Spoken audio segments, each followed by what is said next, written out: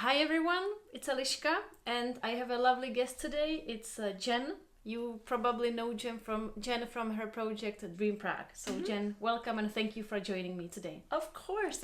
I'm happy to be here. So in this series about Czech cases, we are talking about the meaning or philosophy behind each Czech case so that they become less scary and more friendly. More friendly, That's our goal. And today we will be talking about the sixth Czech case, which is the locative case. So let's begin. The locative case is the so-called prepositional case. Do you know why, Jen? Well, I feel like every case uses prepositions. That's right. So I don't know why. So the locative case is the only case that always requires a preposition. Okay, that's helpful. Yeah. So with the accusative case, for example, you can build a sentence without a preposition, but with the locative, there always has to be a preposition. Good to know. Yeah.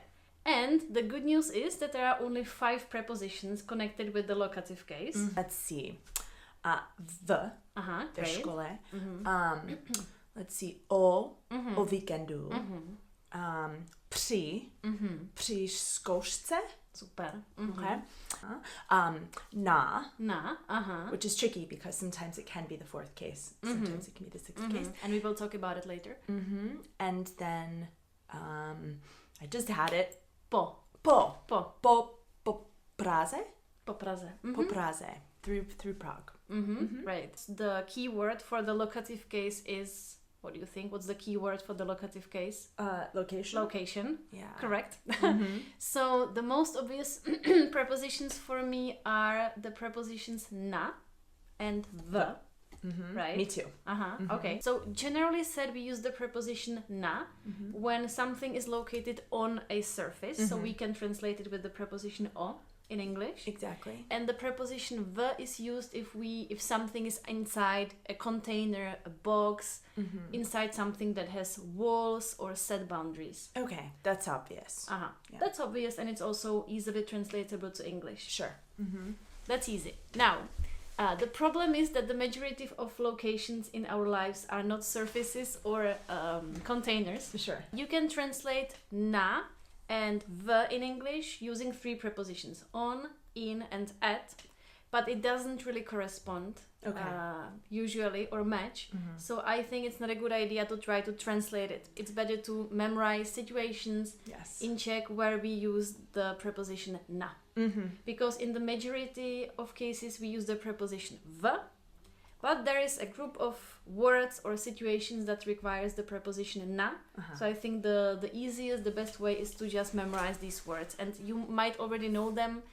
We call them the na words. Do you have categories for me that help a little? Yes. Okay, good. So let's do it. Let's do it together. I will tell you 6 categories or 6 rules, and then I'll ask you to give me some examples. Okay, sounds good. Right? Okay, so let's start. So the first category is are words that can be thought of as surfaces, and these can be islands, peninsulas, mountain ranges, and open space areas. Na polostrov, like on a peninsula. Yeah, exactly. Na poloostrově, na ostrově, na Krymu, na Kavkaze.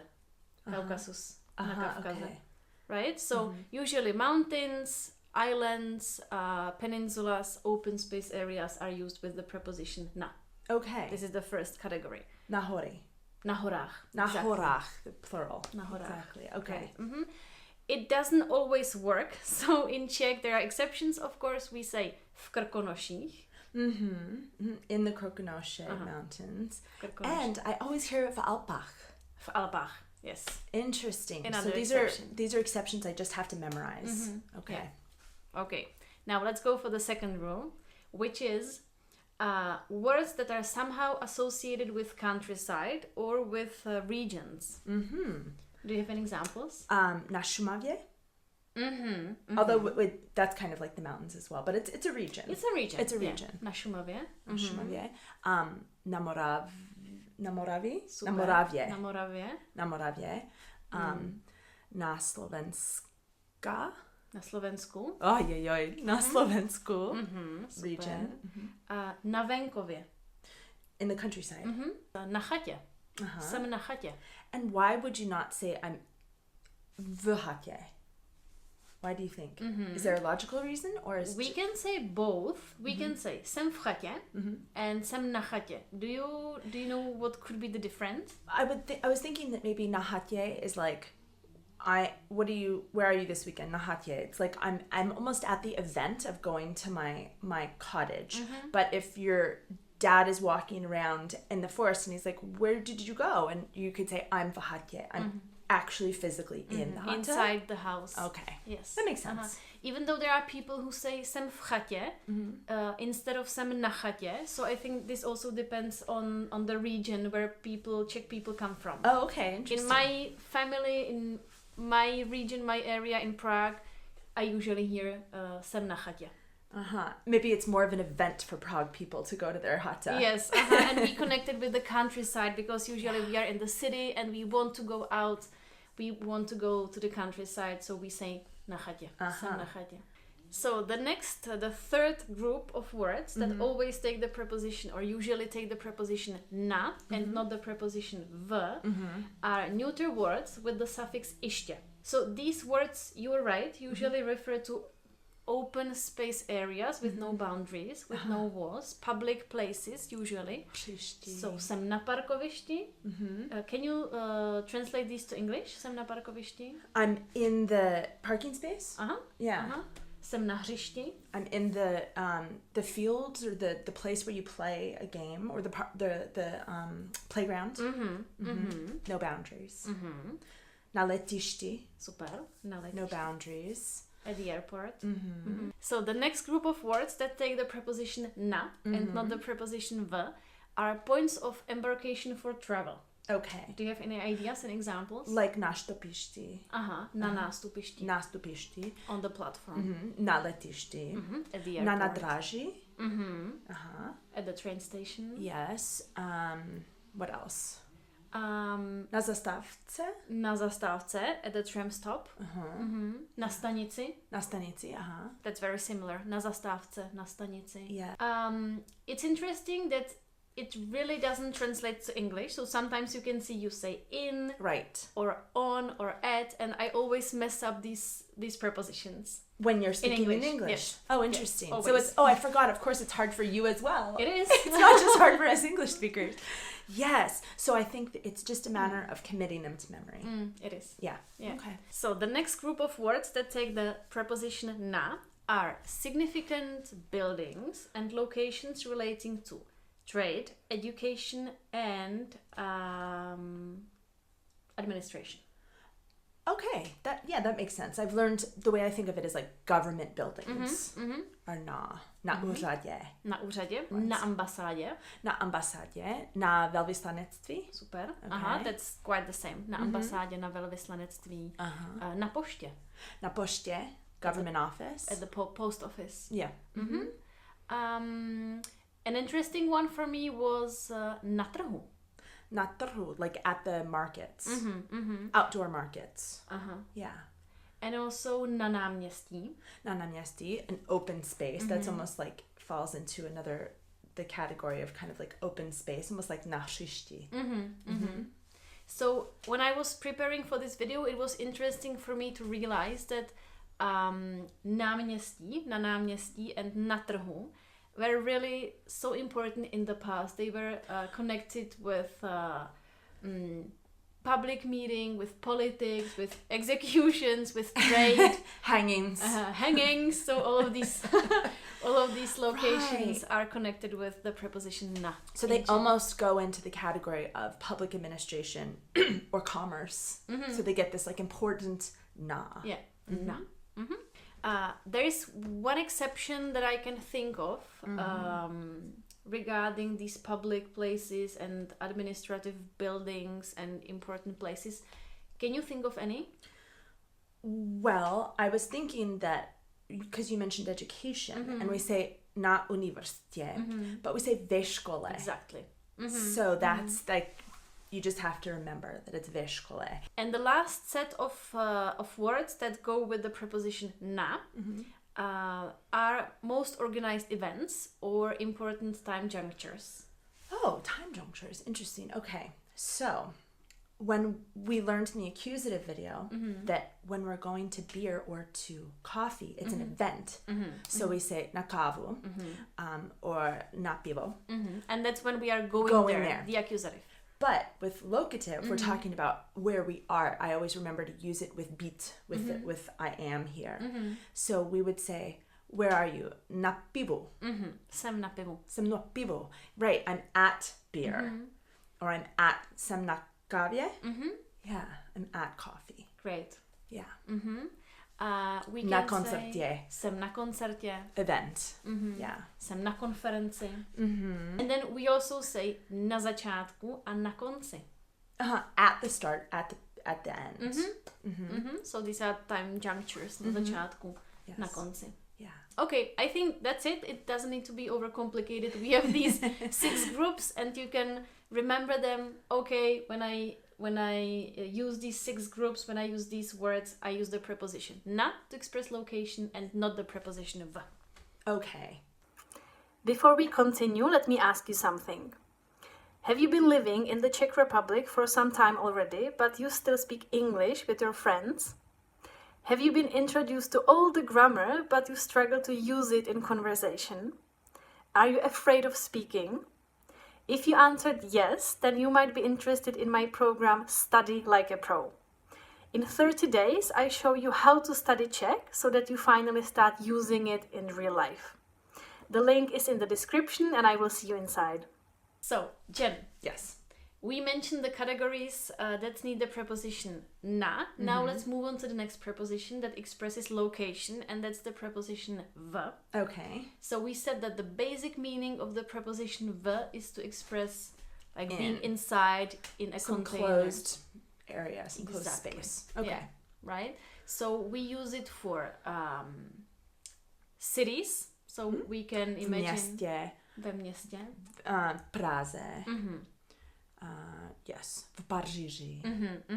And when you think about it, in the past, cities used to have walls, like city That's walls. true. So That's they good. used to be really enclosed, and they had set boundaries. Oh, I had never thought about that. Okay. The same countries, right? They also have set boundaries or Borders. borders. Yeah, thank you. Right. So Hranice. cities, countries. Can you give me some examples for countries? V Česku, ve Francii, v Německu. Yeah. Great. We use the preposition v for buildings when we are inside a building. Well, ve škole. Ve škole. We already talked about that exception, but v budově. Right, in the In building. the building. V nemocnice. V nemocnici. Right. In the This hospital. could be thought of as a public place. This is an institution. exception. I think of this as the exception to the government rule. Yeah, but exactly. We say v nemocnici, in the hospital, v divadle, v kině. Yeah, okay. And also if something is physically inside a box, how would you say it? In a box? V krabici. V krabici. So is v always like very substantive, like you're in a place? Or is there any other way that we use v? So of course it's not that obvious in Czech. It's not always used with like physical locations. We can use the preposition v in metaphorical domains as well. We also say ve skupině. Ve skupině, in a group. In a group. Same as in English, but that's also a metaphorical place. Yeah, great. Okay. And there is one example that's very important to me. It's very important to Jen. And I guess it's very important to all of you who are watching. We use the preposition v with languages. V češtině. V češtině. In Czech. Angličtině. So when you want to say, but in Czech we say, v češtině říkáme. In English we say, v angličtině říkáme. So, and it's the same in English. So in Czech, in French, in English. That's helpful. And there are 2 more words that are used together with the preposition v. And this is v televizi a v rádiu.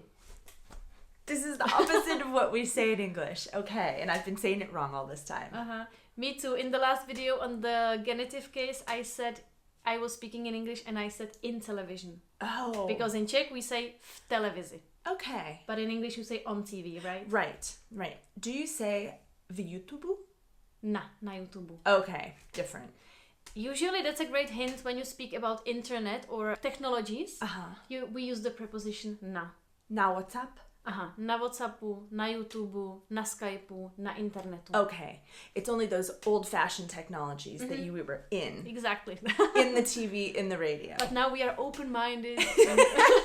These are all very helpful to think about. Okay, good.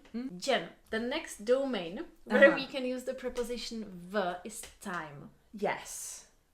Can you think of any examples? Well, we use vkolikodin, like at what time.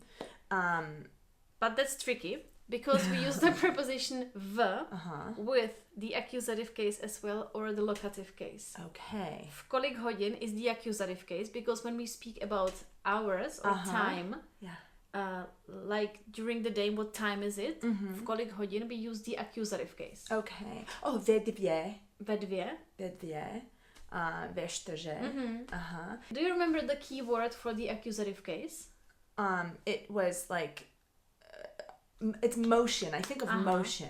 Destination. Exactly. Okay. So when you ask what time is it, v kolik hodin, we use the accusative because we imagine the timeline and the hours are a temporal destination. So at 2, at 3, at 4, but the time is moving. It keeps moving, and we use the accusative case. And now the preposition v used with the locative case. Oh.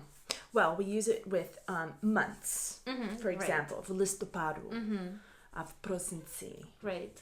I think of that as I'm in a month. Like the month is all around me, I'm in it. Perfect. So we see months as locations in Czech. We also say v létě a v zimě. Season. In the summer, in the winter. Yes, that makes sense to me as well. In English, you use the same preposition. So, I always say příští rok, but you're telling me I can also use the preposition v. How would I say it? You can say příští rok or v příštím roce. V příštím roce.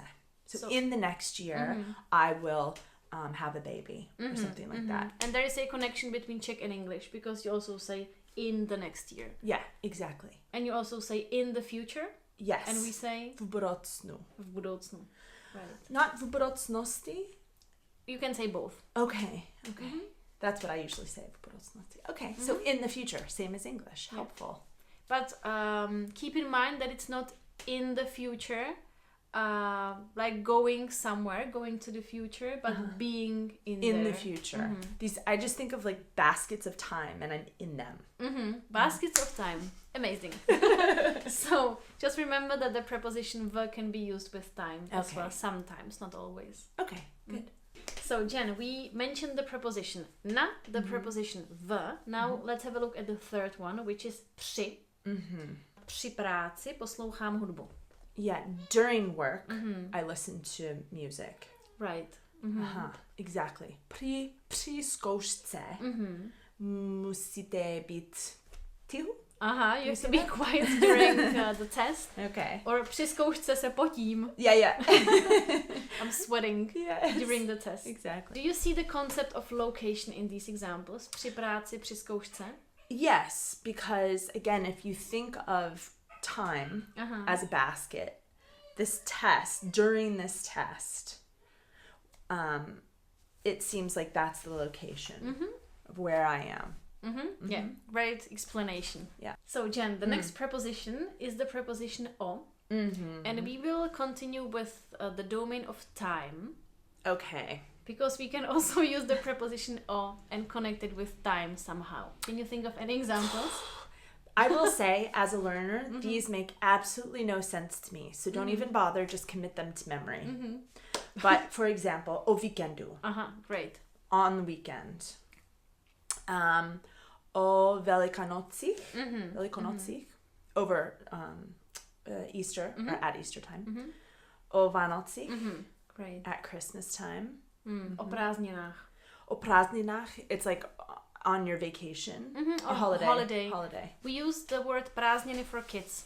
Oh, Okay. I didn't really know that. Good. Okay. Vacation, dovolená is more for adults. O prázdninách. Okay. So when you think about these words that you just mentioned, yes. O Vánocích, o Velikonocích, o prázdninách, o víkendu, is there something, is there like a keyword or something we're that not working all of them? We're not working. It's like a fun vacation time, and it's usually not just a moment, but it's like a little cluster of days. So in Czech, for example, Easter is not one day. It's a collection of days around Easter. Same with Christmas. It's like a collection of days, weekend, etc. That's how I remember.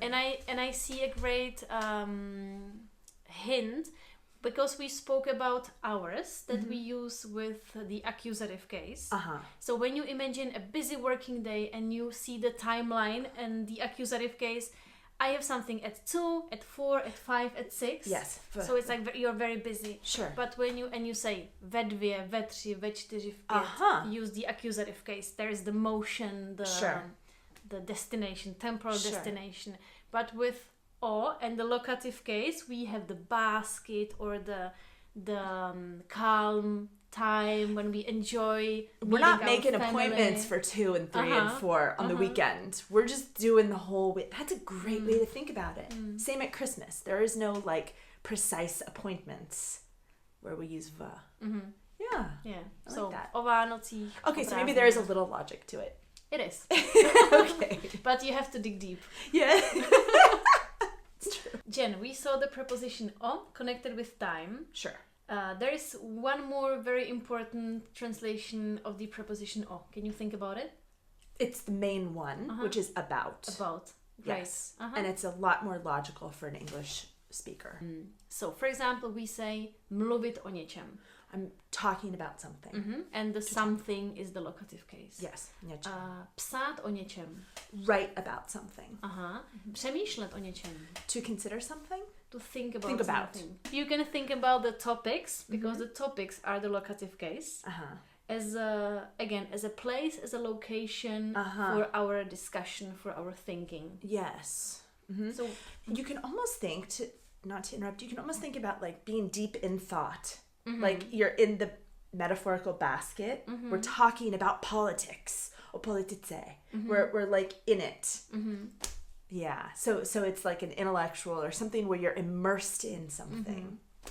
Amazing. So again, the topic we speak about, we think about, we read about, the topic is the locative case. Yes. The location for our thoughts and intellectual discussions.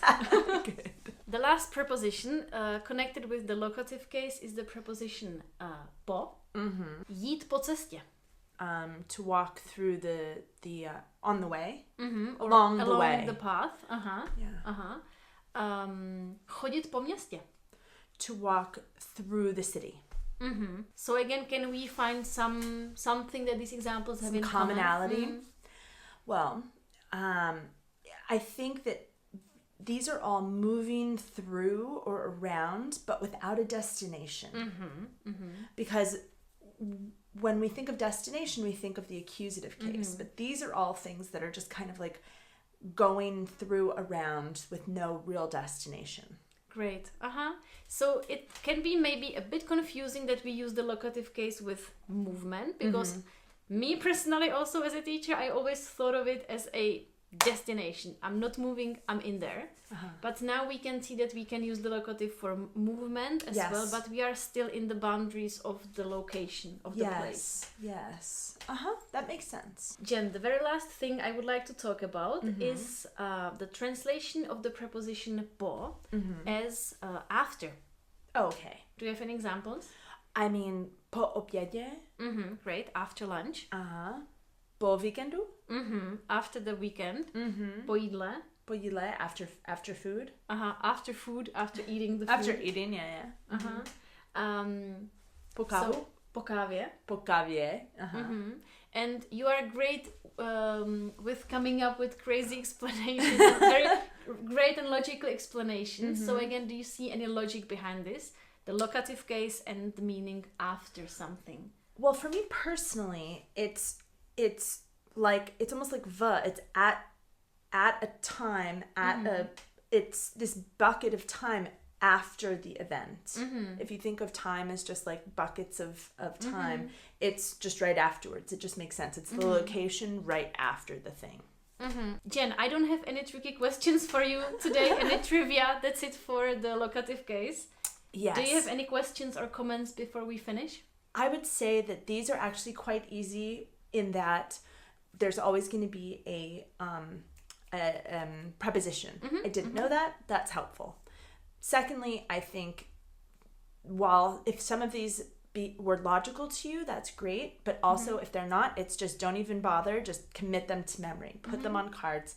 Say them over and over and over. And that's how I get them. Yeah, that's a great recommendation. Just learn it by heart. Yes. And I mean not in the sense of the cramming of things that are not logical that we know from school, but taking expressions that make sense to you and that you want to use in conversation. Yes. So ve škole, na univerzitě, na poště. Exactly. And just practice it as a piece that belongs together. Exactly. Yeah. So Jen, again, thank you so much for joining me. Oh, you're welcome. Thank you. And I will see you next time. Okay. Ciao. Ciao.